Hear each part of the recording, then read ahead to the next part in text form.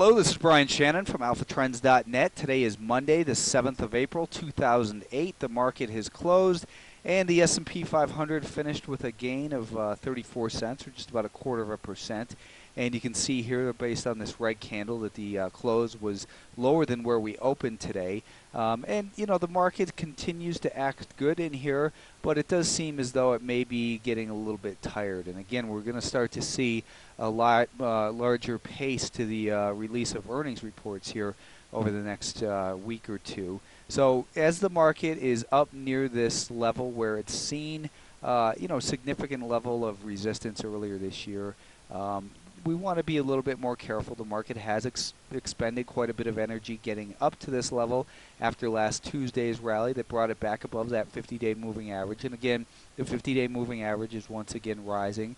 We've got a 10-day moving average above that, and the 20 is coming up behind it. So we've got a daily chart that's looking a lot better than it has in a while. But key resistance for this market is going to be up near 140 rather, 139.5 to 140. When we look at the 30-minute time frame, shorter-term level of support right here at 136. That's going to be important, I think, for pretty much the rest of this week. That's going to matter. This market keeps coming up, though, and here's the pattern of the last couple days: is that we probe into new high territory for at least this move, and then it gets met by selling late in the day. Now today's selling brought it down to that rising 5-day moving average. So we still want to give the benefit of the doubt to the buyers here, as we are seeing this pattern of higher highs and higher lows on the 30-minute time frame. But again, the pattern that is taking form of the the sellers coming in at the end of the day does give us reason for concern and tells us that this market is starting to tire a little bit. A lot of the solar stocks came in pretty hard today. They're not broken as far as their recent uptrends go, but let's take a look at a couple of them, like this STP. It opened up near $51 a share, closed near 46. Still in a fantastic uptrend, but it's expended a lot of energy getting to the point where it is. And I think it just, you want to watch the speculative stocks, look for them as far as when people start getting a little bit more defensive in the speculative issues. It tells you want to just be a little bit more careful overall. And again, the late day selling is reason to just kind of raise your caution and look for evidence that maybe the sellers are getting more aggressive here. And we did see this lower low right in here, so that's another reason for concern. So I think that as far as the S&P 500 goes, a lot of energy has been expended here getting up to this level where we have the potential for more significant longer-term resistance near that 140 level. So it gets closer to there.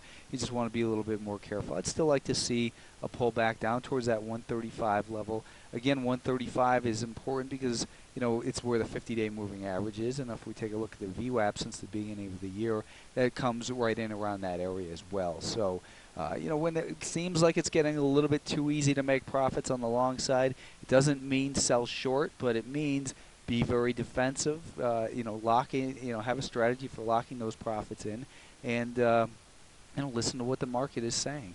The semiconductors continue to hold above that $30.20 area that I've been pointing out here the last couple of days.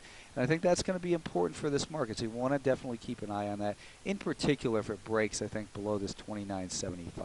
If it breaks through there, then you could probably look at this move as a failed breakout, and that could spell further trouble for the Nasdaq. The IWM Russell 2000, this market, again, the key level in here is going to be this 73 level. That's where we've had significant support that was broken, which turned into resistance in here a couple times earlier this year. The daily time frame, though, when we look at this, rising 50-day moving average, does give us reason for being encouraged. But this market did lose 20 cents today, so maybe this is going to be, the beginning of a pullback down towards that $70 level. Nothing major, I don't think, but if we come down towards that 70 and 70.5 to $70 level, then I think that that would be reasonable to see a pullback towards that level. And in here, we didn't see a higher high, but we did see a lower low. So we have this lower high and lower low now. So it just again means basically be very careful in here. Again, the key level of support for the short term is about $70.40 really. This prior high was tested last week as support after Tuesday's move on Wednesday or Thursday. It was tested as support and held.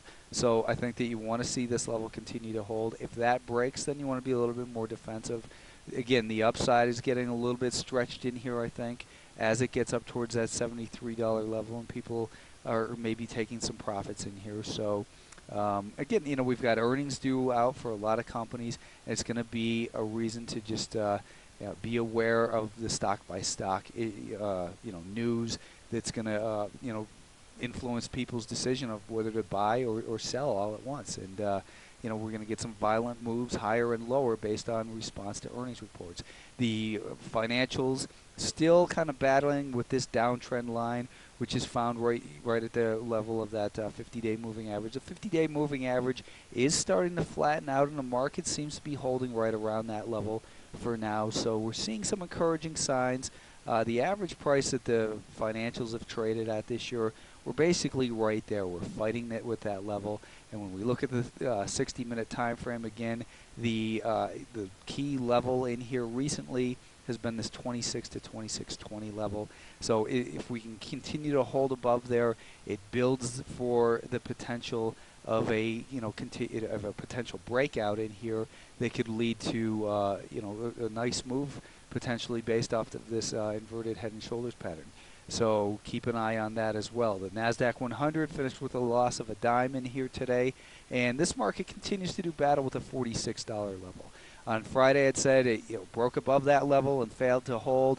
This is the second time that it did that it got above that 46 level and then failed to hold in the Nasdaq 100. So you want to be careful in there. Again, this late day selling tells you that there's reason for concern that people are starting to hit the bids here late in the day and take their profits. 46 to 46.30 or $46.40 is where I think that we're going to continue to see maybe a little bit of selling in this market. And if it can get above there, well, then we've got a different picture that perhaps this market can continue higher. So we're looking at a potential that if it gets above there, maybe it puts this 47.25 level into play. But right now, I think that again, you want to be very careful. The market is gotten pretty extended up in here, and now we're seeing this lower low in here. We're seeing the test of the 5-day moving average. It's just time to be a little bit more cautious in here on the long side trades.